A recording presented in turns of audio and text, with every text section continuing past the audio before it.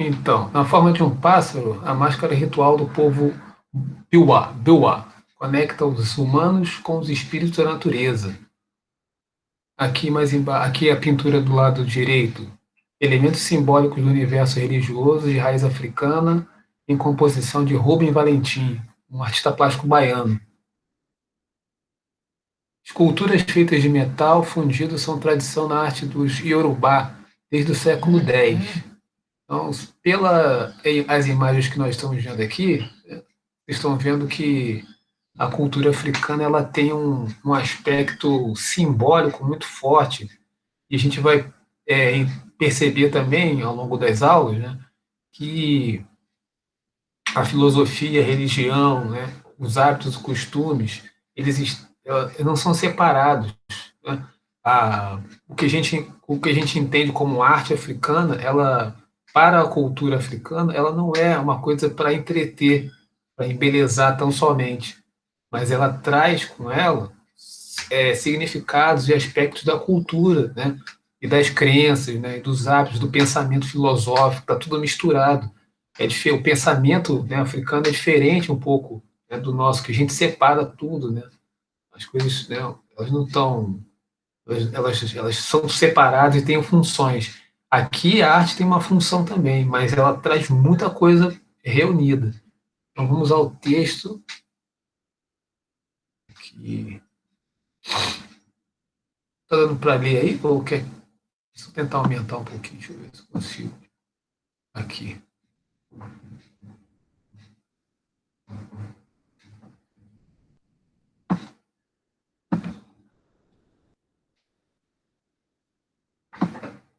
Então a gente sempre tem. Aqui o texto vai falar sobre essa questão da escravização também, porque né, não tem como a gente fugir desse tema. Mas a partir desse tema, o texto vai mostrar para a gente que a cultura africana é muito mais ampla, né? E que ela, na verdade, vai influenciar a cultura brasileira, né? A cultura brasileira está entranhada de aspectos e elementos da cultura africana. Né?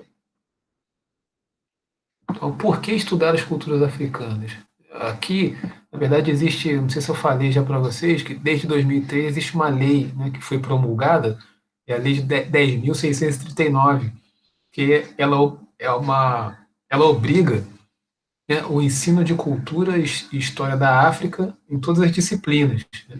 A gente não vê muito isso acontecer, né? E, na verdade, essa aqui é uma forma também de atender a essa lei e que é importante a gente saber, né, da cultura africana, não só no aspecto que nós mencionamos anteriormente, né, do martírio, da escravização do povo negro, mas de um aspecto mais amplo, né, do pensamento, dos hábitos, né, dos costumes. Um enorme contingente de africanos, originários de diferentes regiões e culturas, foi escravizado e trazido para o Brasil entre os séculos XVI e XIX. Esses homens e mulheres foram forçados a deixar sua família, sua casa e suas pertences do outro lado do Atlântico. No Brasil, os africanos pertencentes ao mesmo grupo eram separados uns dos outros, misturados a pessoas de etnias diversas, encaminhados a destinos variados.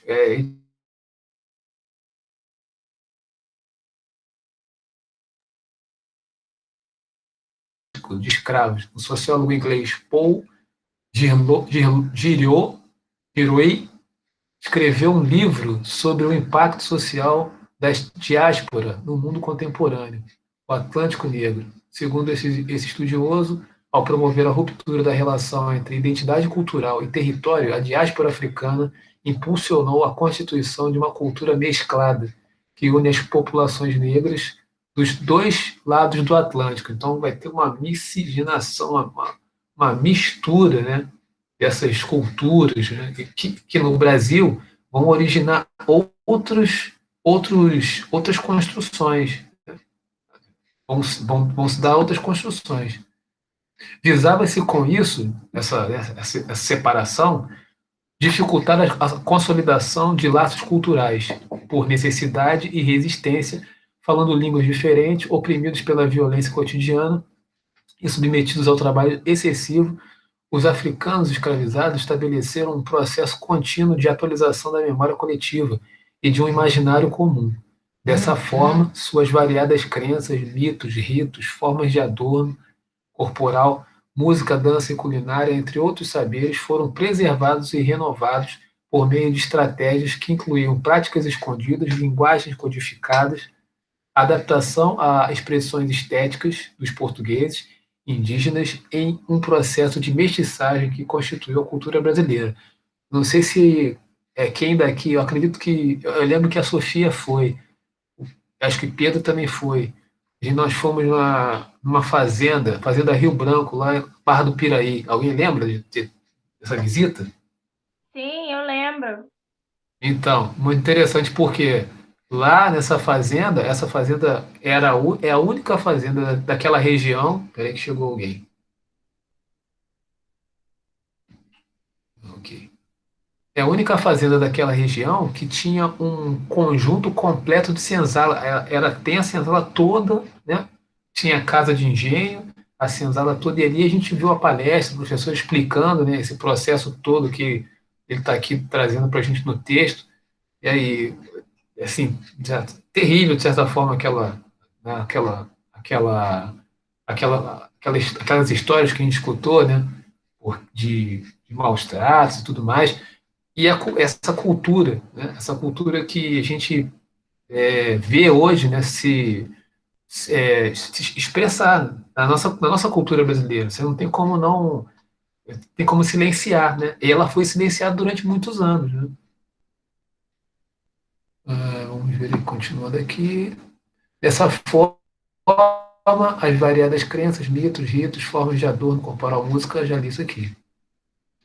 Entretanto, por serem vivas e dinâmicas, as tradições culturais se transformaram no decorrer dos séculos. No continente, seja nos Estados Unidos, seja no Caribe, seja no Brasil, as populações negras originárias da diáspora africana desenvolveram variadas formas de relações sociais e culturais e visões distintas da África como terra de origem. Aí eu achei interessante trazer essas imagens aqui, né? Aqui desse lado aqui, ó, tem a cabeça de bronze de um governador de Ifé. Essa cabeça de bronze, ela está exposta ali na Avenida Presidente Vargas como um símbolo de homenagem ao Zumbi dos Palmares. Acho que até está aqui o texto. Essa escultura foi encontrada na cidade de Ifé, na Nigéria, com outras dezenas de cabeças de bronze e cobre, em 1938. Ela pode representar um Oni, o rei, jovem e altivo, com marcas de carificação no rosto, usando coroa, assim como outras esculturas naturalistas da época anteriores encontradas na região. As cabeças foram feitas com técnica de cera, uma técnica perdida já, que consiste em verter uma liga metálica em estado líquido em moldes de cerâmica e cera. Então essa cabeça aí está lá na Avenida Presidente Vargas como homenagem ao Zumbi dos Palmares. Aqui tem outra imagem que é no reino de Benin, que floresceu na África Ocidental a partir do século XII. Objetos de bronze, marfim, madeira e cerâmica eram feitos especialmente para os altares reais, onde formavam arranjos complexos. Em muitos deles havia presas de elefante inteiramente esculpidas, com cenas da vida dos obás, como eram chamados os reis de Benin. Cada obá ancestral tinha um altar. Então, isso né, tem a ver com a cultura, né, com os hábitos e costumes africanos, especificamente. Deixa eu ver que se tem aqui, tem mais um textinho aqui para a gente acabar. Peraí, deixa eu só. Aqui. Ah, encontrei. Vamos ver se abre.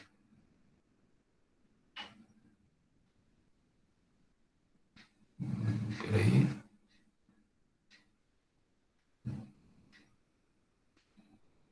Tá. Esse aqui mesmo. Eu sei que está um pouco ruim a leitura, mas eu vou aumentar aqui. As religiões afrodescendentes e as manifestações profanas, como festas e brincadeiras, têm sido no Brasil o elo mais forte com essa ancestralidade africana. É porque, né, através das religiões é que há essa ligação com a ancestralidade. Né? Mas quando você vê, né, a religião africana, ela traz com ela não é só a questão mística, né? Mas tem a filosofia, né? Tem e tem a arte. Tá tudo junto, né? As coisas elas não são separadas, né? Isso é curioso.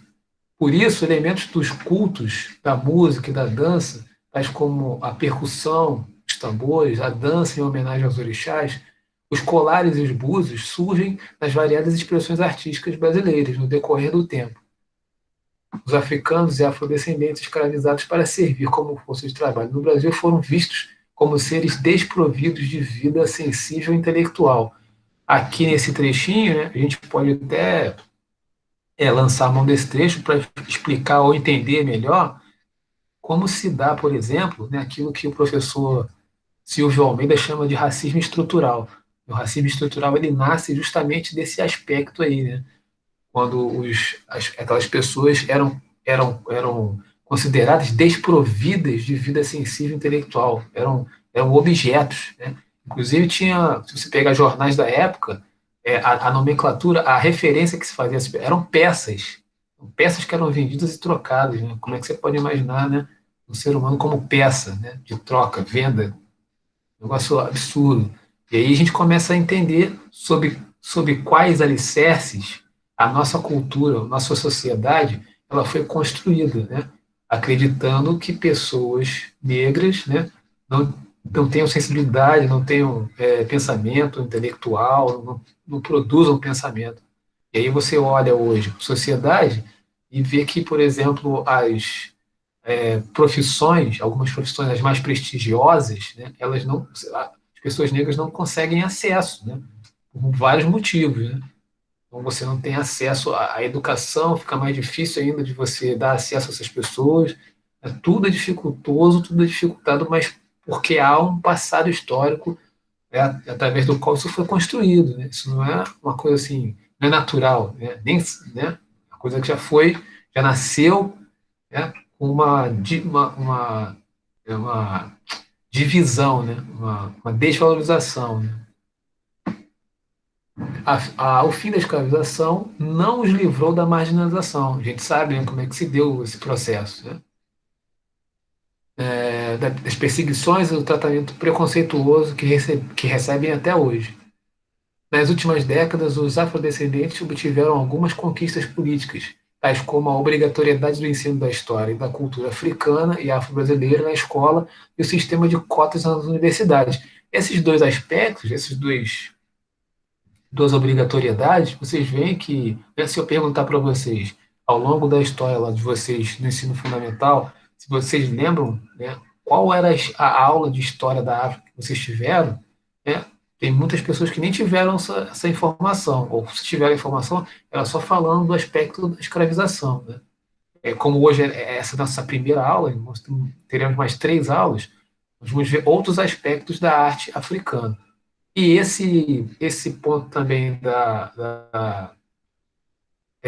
do sistema de cotas, né, que é polêmico, mas é necessário, além do sistema de cotas, nós deveríamos ter investimento financeiro nas escolas públicas, né, na escola para a maioria, porque aí você dá condições da pessoa ter uma boa educação e competir, né, com igualdade com outros sistemas educacionais, sistema particular, por exemplo.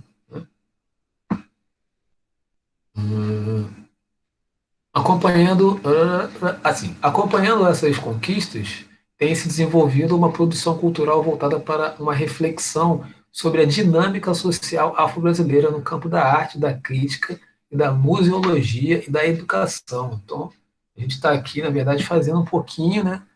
É um, é um passo a passo, contribuindo, vamos dizer assim, para trazer esse assunto, né, de uma forma diferenciada, vamos dizer assim, um olhar diferenciado, menos preconceituoso, para entender, né, para entender o nosso presente, a gente precisa olhar para esse passado, ainda que seja dificultoso, doloroso, né, e lançar um olhar novo, né, um olhar menos preconceituoso, de entender como é que funciona, entender e respeitar como funciona essa outra cultura. Ó, tá aqui, ó. E nos anos 1980, o antropólogo mineiro Darcy Ribeiro, que foi um dos idealizadores do CIEP, Sistema Integrado, né, de Educação Pública, concebeu um monumento à negritude, no qual seria representado o herói da emancipação dos negros no Brasil. Zumbi, de quem não se tem um retrato, mas se sabe ser do povo Bantu. A ideia do antropólogo foi se apropriar da forma da cabeça do governante de Fé para representar Zumbi. O monumento é executado pelo arquiteto João Figueiras Lima. Situa-se na Pequena África, bairro carioca próximo ao porto usado para desembarque e de grande parte dos africanos trazidos pelo tráfico escravagista.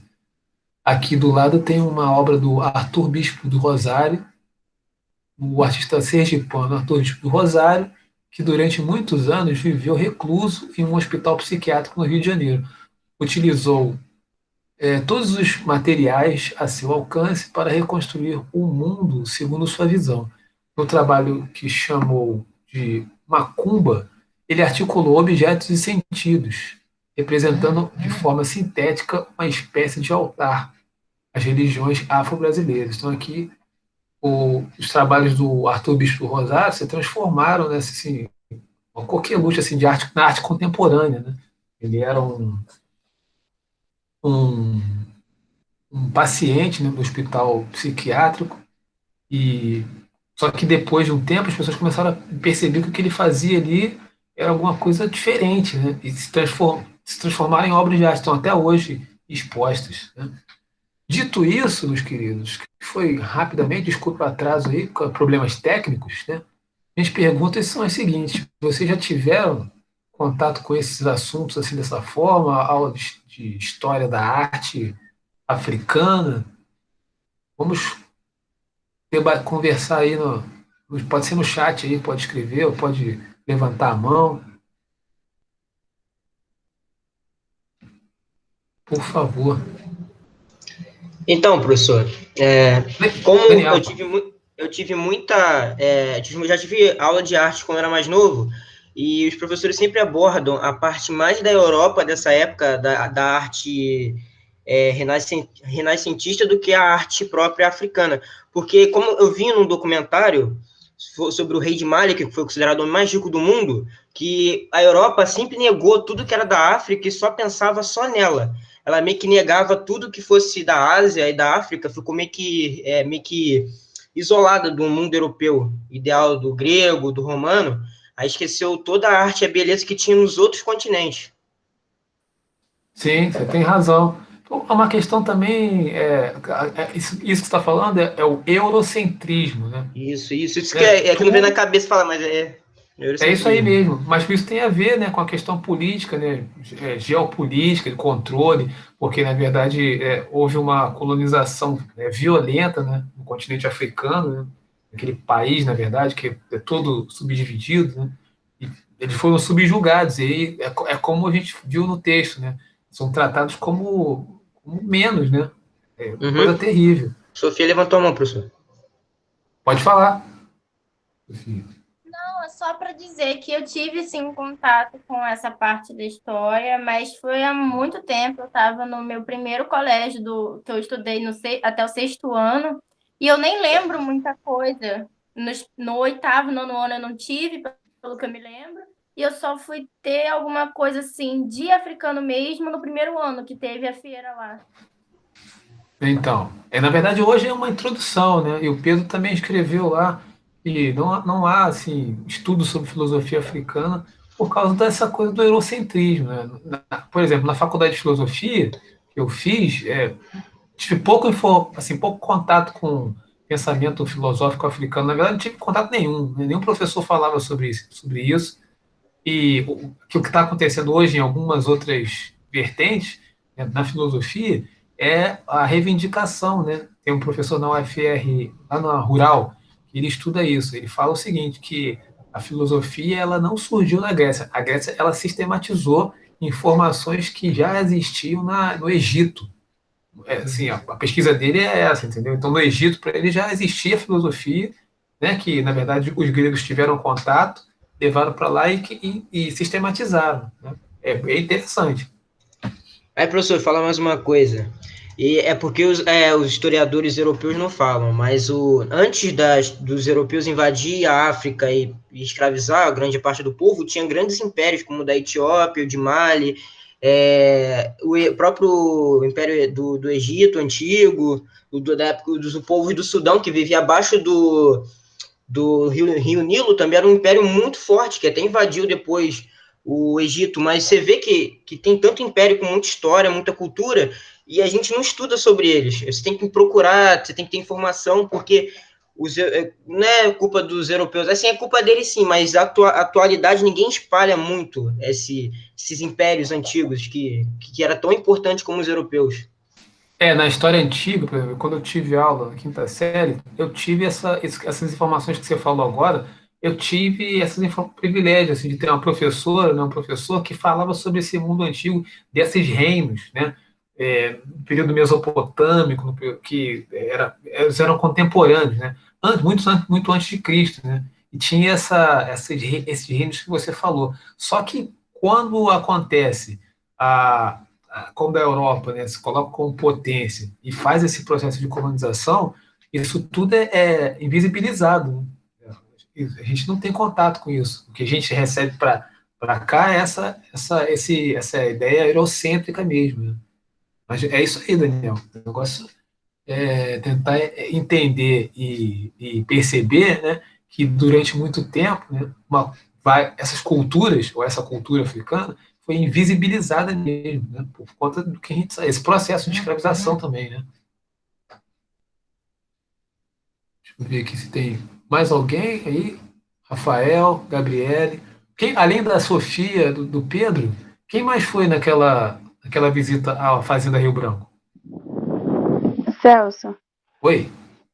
eu acho que o que entra em questão também sobre toda a arte africana é que colocaram como se fosse demoníaco as coisas, sabe? E às vezes era a arte só.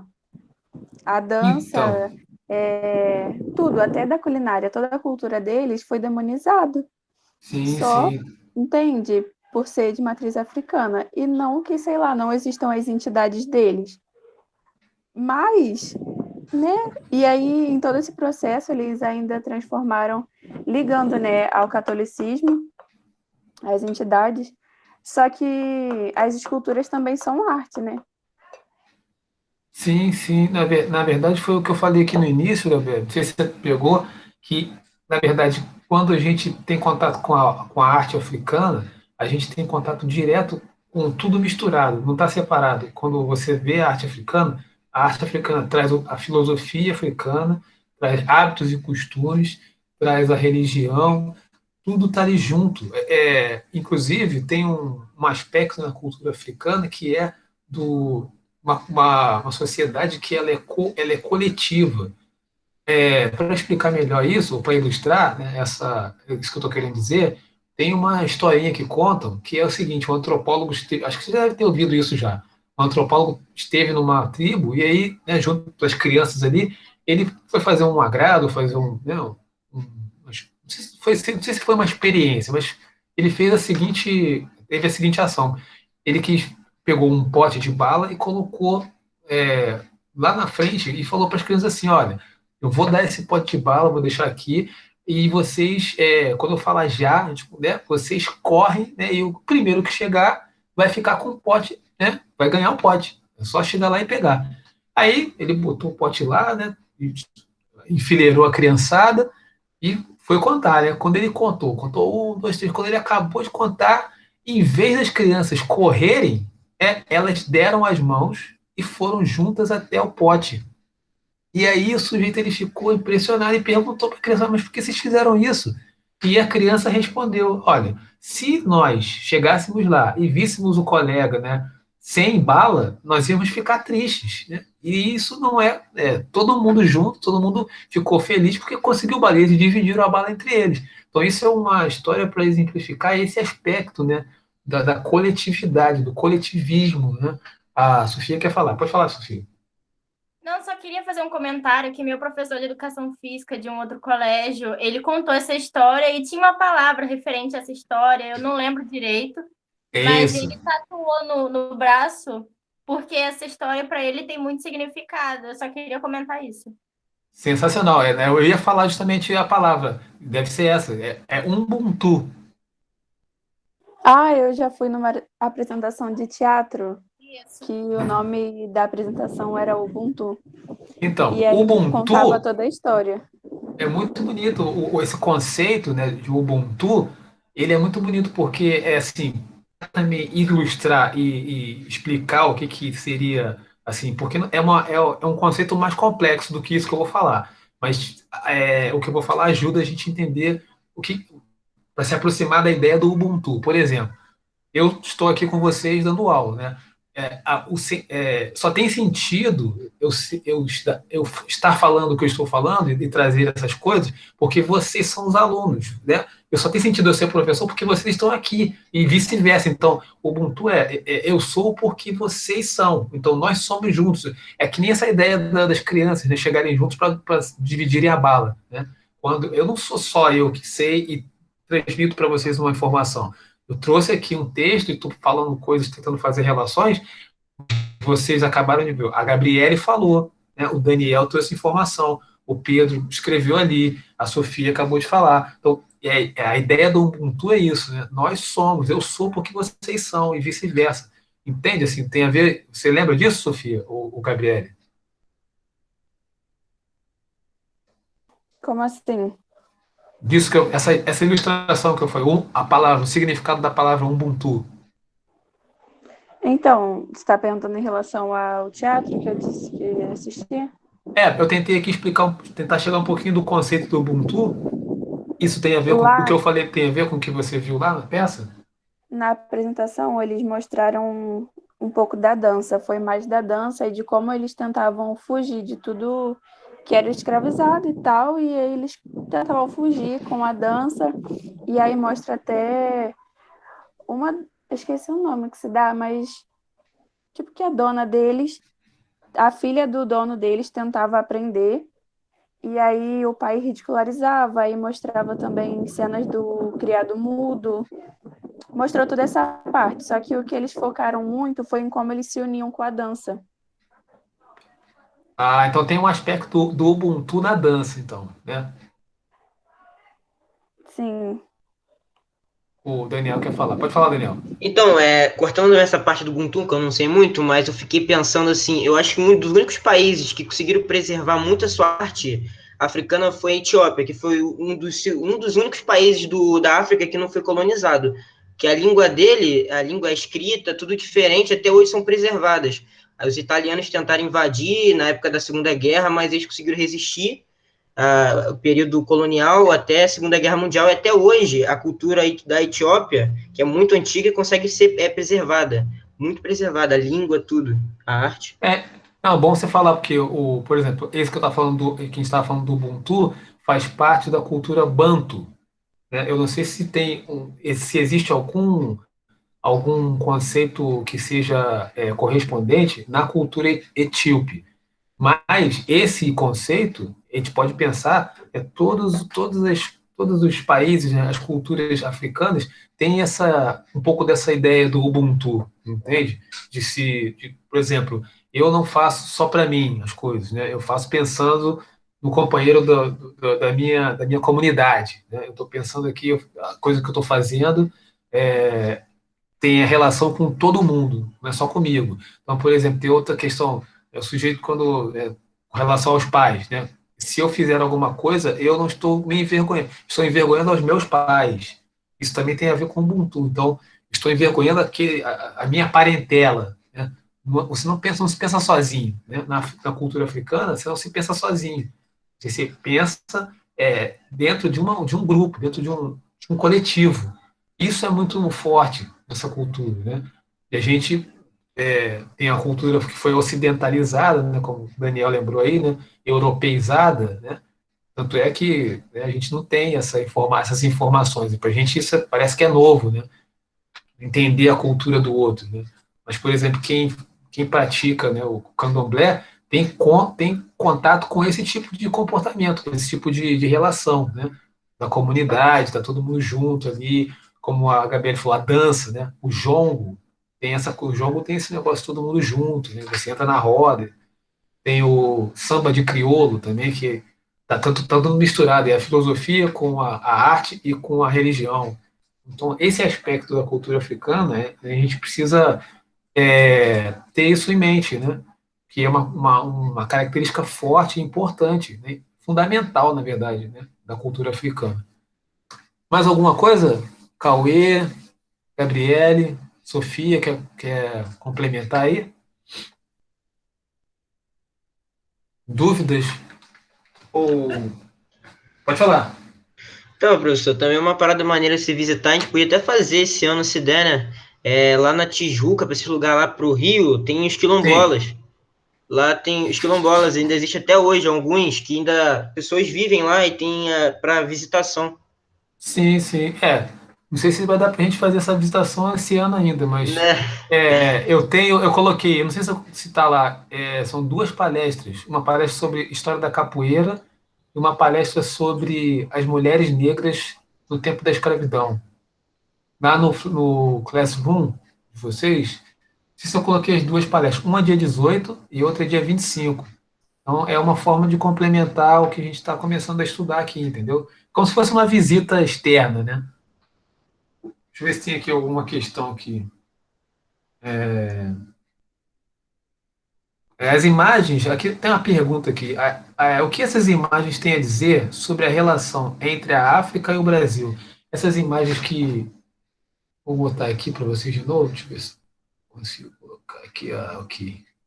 Número 2. Ok, número 2. Entre. Essa aqui não, acho que é 3. Aqui. Tentar a pergunta daqui, ó. O que essas imagens têm a dizer sobre a relação entre África e Brasil? Essas imagens, o que vocês acham aí? Essas duas aqui. Vou deixar aqui para vocês visualizarem. Deixa eu diminuir um pouquinho. Dá para ver as duas. Entre África e Brasil. Isso, número 3, né? Não tá aparecendo nada aqui, não. Não? Ah, pá, peraí. Não. Que isso, professor? Como você quer enganar as pessoas? Peraí. Agora vai. Vê se aparece aí.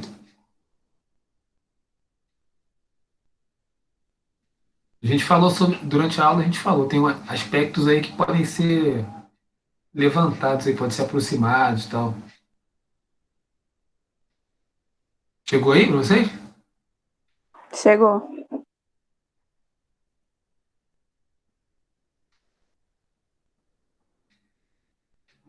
Então, tem o trabalho do Arthur Bispo do Rosário e tem essa cabeça aí que homenageia Zumbi. Qual é a relação que a gente pode estabelecer entre África e Brasil a partir dessas obras? Pode escrever também, não precisa. Pode botar no chat.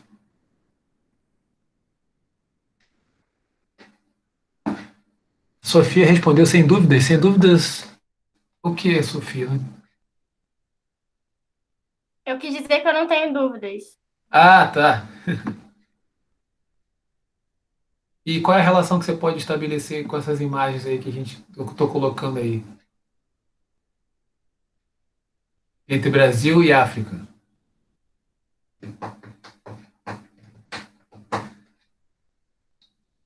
Essa pergunta não tem certo e errado, tá, gente? Tem percepções, né? Na verdade, eu falei também. De coisas que eu falei.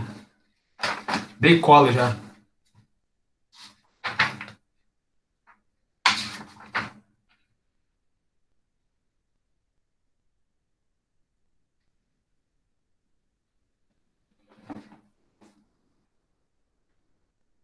É importante a gente falar sobre essas questões porque, como a Gabriele disse, a gente tem essa questão da demonização também da cultura africana por meio, a partir da religião, né? E Professor, pode falar, Gabriel. As imagens representariam a mistura de cultura que se teve entre os africanos, né, os portugueses, né, e os indígenas aqui no Brasil, quando foram trazidos, né, para serem escravizados? Isso é uma resposta, uma boa resposta, né? A partir daí você pode desenvolver alguma coisa, a relação da miscigenação, é isso? É, miscigenação cultural também. Sim, sim, isso é uma resposta. Mandou bem, Guilherme já falou uma. Cauê tem alguma coisa para dizer? Pietra, Pedro Denis, Daniel, Gabriele, Sofia.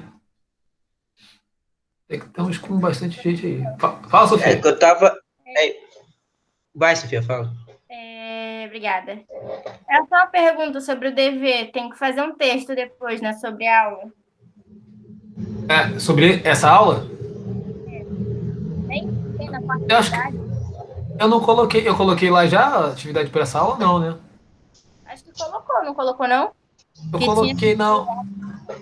Eu acho que eu coloquei lá, na verdade, deixa eu ver aqui. A atividade era para se inscrever na palestra, né? Eu não pedi ainda não pedi ainda uma tarefa, não. Eu acho Isso, que isso. não. Eu confundi. É, isso, da palestra. Então tá, ainda não fechei uma tarefa, não. Uma outra coisa que também é importante dizer, não fiquem preocupados com a avaliação. Estou fazendo a avaliação, né? A partir desses encontros que a gente tem feito, né? Vocês estão participando aí, e as tarefas que vocês estão mandando, que vocês mandaram nas outras atividades. Eu só vou fechar isso aí no dia 7 de maio, tranquilo? Deixa eu ver aqui, só para tirar dúvida. Então, ó, o Guilherme falou, fez uma relação bacana aí já. Alguém mais?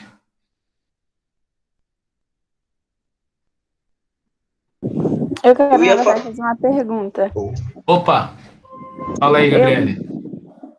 Eu estava pesquisando há um tempo, mas eu não lembro se é o candomblé ou umbanda, que é misturado da matriz africana e do indígena também. Só que nisso, eu não sei. A minha pergunta, no caso, é sobre se em algum momento eles se juntaram para isso, ou se foi só com o tempo juntando, sabe? As outras gerações juntando, ou se Sim. teve um tempo que eles ficaram juntos. Então, Porque na história eu ainda não consegui achar isso, em questão de. Porque os dois resistiram de formas diferentes. Porque a gente conhecia e aí fugiam, tinham como se isolar. Os outros não. E aí, como que isso se encontrou?